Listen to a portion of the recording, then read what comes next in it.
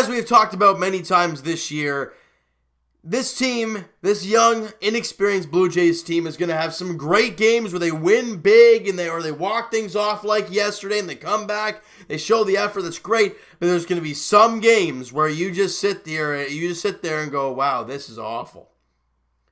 And tonight was one of those nights. The Blue Jays at one point were down, how bad was it? I think it was like 8-1 or something at one point.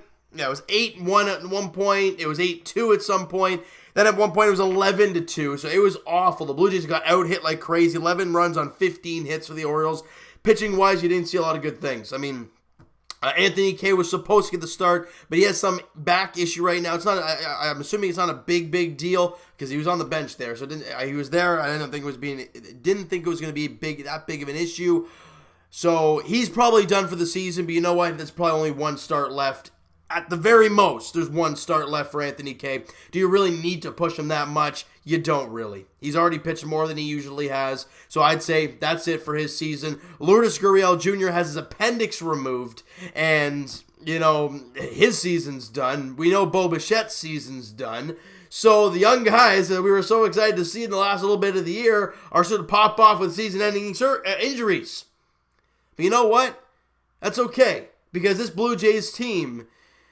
Look, there's 4 games remaining, people. We just got to hang in there and grind through these last 4 games of the year. I mean, it's going to be a tough one because there are 4 games left, but hopefully they can get a win or 2 in there, and hopefully they'll find a way to squander Tampa Bay Rays playoff hopes, which would be crazy because that's when the Rays come to Rogers Center after the series ends against Baltimore. So it's going to be crazy to see what happens in that series, but let's break this thing down first. As I've said a lot lately, I like Thomas Pannone out of the bullpen. He started the ball game kind of as the opener because he pitched yesterday. He went an inning. He gave up 4 hits and 3 runs. He's been great out of the bullpen. He gave up 3 runs in the first inning as the starter. I'm not saying, I know it's the Orioles and all that, but it seems to play with his head. And something's not right when he comes out as a starter. So for me, Thomas Pannone is strictly a bullpen guy, not even an opener for the Blue Jays. That's just my opinion there. And the Jays are down 3-0 early. But it all stems to not the very first play of the game, but very early on. Pickoff play at first base. He looks out. He looks out by a mile. They initially call him safe. They go to review because the Jays see it and he looks out. So they're like, we're going to review this. They show it on the Jumbotron. Everyone thinks he's out. No problem. There you go. They come back. He's safe. They end up scoring 3 runs in that inning, take a 3-0 lead, and it's just a disaster from then on out. Wilmer Font comes in, Elvis Luciano comes in afterwards, and he was awesome. Luciano, since coming back from the injured list, has been fantastic. He's on 5 scoreless innings. He went 2 great innings today. He gave up 1 hit. It was a double to Trey Mancini. Got a strikeout and did not walk a batter. And his ERA going into the ballgame was 5.87. He leaves the ballpark with a 5.51. So for the 19-year-old righty, I'm loving what we're seeing from Elvis Luciano there today. I love what we saw from him. And hopefully he can continue this and end the season on a really positive note. That'd be a great thing for the young fella to do. All right, and Wilmer Font, like I said, came out and he was awful, but he wasn't in the opener's role, so that's an issue. Went 2 innings, gave up 3 hits, 2 runs, 2 solo shots, and struck out 3. Tough time for him. Brock Stewart, not good. 2/3 of an inning, 3 hits, 3 runs. All 3 were earned. He was bad. And Justin Schaefer went a clean inning in the 3rd, walked a couple batters, but that was it. Good job there. Got a couple strikeouts as well. Sam Gaviglio, who's usually been very good for the Jays lately, went 2/3 of an inning, gave up 3 hits, 3 runs. All 3 were earned and struck out 2. He wasn't good. Buddy Boshears went out and faced a couple batters, gave up a hit, got a guy out, got a strikeout, and that's it for him. And Ryan Tepera came out in the top of the 9th inning to finish this game off and did a good job when an inning, didn't allow a hit, didn't walk a batter, and got a strikeout. So a good job by Ryan Tepera. But really, other than Schaefer, Tepera, and Luciano, and if you want to throw Buddy Boshears in the mix, you can. Other than those guys, it was an awful pitching performance for the Toronto Blue Jays today. It was not pretty at all.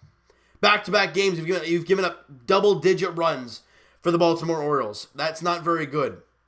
This team is over 100 losses for a reason. That's bad. That's really, really bad. Now, Clay Buchholz won't be with the Jays next year, we're assuming.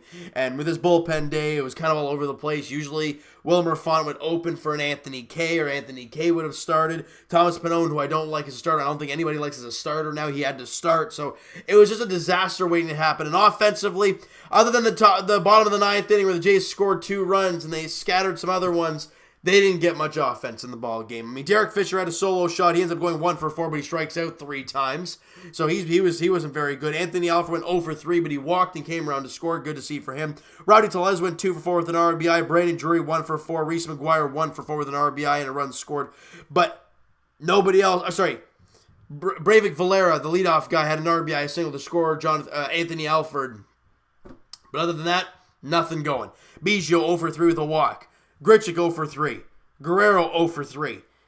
Just a rough game offensively for the Blue Jays. They didn't pitch very well. Defensively, they weren't terrible, but just not good pitching. Could not keep the ball in the ballpark, and you just did not get very many hits. But when you give up 11 runs, you're not going to win many ball games. I don't care who you're facing. The Jays won yesterday, yeah, because they were battling punch for punch with the Orioles. They weren't down, 9 runs in the last inning. So, it's just not a good ball game, but like I said off the top, these games will happen with a young team. And it's just a matter of how they bounce back the next day that shows the character of that squad. And speaking of tomorrow, they play the finale of the 3-game set against these same Baltimore Orioles as they look to win the series. And Jacob Waguespack, Gabriel Inoa is the starting pitching matchup there at Rogers Center as the Blue Jays look to win the series, get back in the win column after today's awful 11-4 loss. It was 11-2 at one point. They scored 2 in the 9th inning. Maybe make it a little close because it was first and third, only 1 out. Alford strikes out, and I think Fisher he grounded out or struck out or something like that to end the ball game. So they had a little rally going late, but couldn't. I mean, you're down by 9 runs in the last inning. It's kind of impossible to come back from. But don't tell the Blue Jays from last year that, because they came back huge against Tampa right at the end of the season, which kind of squandered any type of playoff hope they had last year. The Jays look to do that again this season with the Rays. It's going to be crazy to see what happens in the final 3 games of the year after tomorrow's ball game. All right. So you know what, guys? That is going to do it for this one.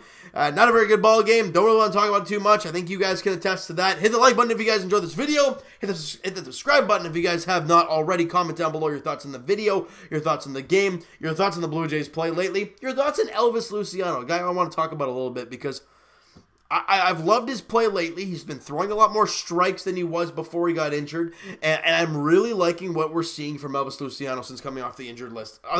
Yes, he's had 5 scoreless innings, but he's throwing a lot more strikes, and in the big leagues, if you can throw strikes, you'll find a home, and he's doing that right now, and he's only 19, so I'm loving what we're seeing. I want to hear your guys' thoughts in the comments below about Elvis Luciano and the Blue Jays. All right, so guys, check out my main man Mo Buckets on Twitter, guys. Blue Jays Wave on Instagram. Twitter is down below for myself. Follow up, send me a DM, do all that great stuff, and I will talk to you guys Leafs edition tomorrow as the Leafs, they welcome in the Montreal Canadiens to Scotiabank Arena.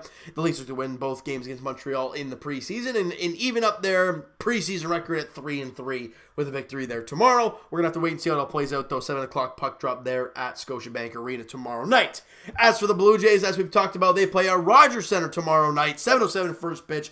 Gabriel Inoa, Jacob Waguespack on the mound for the Blue Jays in the finale of the 3-game set. The Blue Jays look to win the series. All right, so thank you guys so much for listening and watching. Hope you guys enjoyed this video. Talk to you guys then.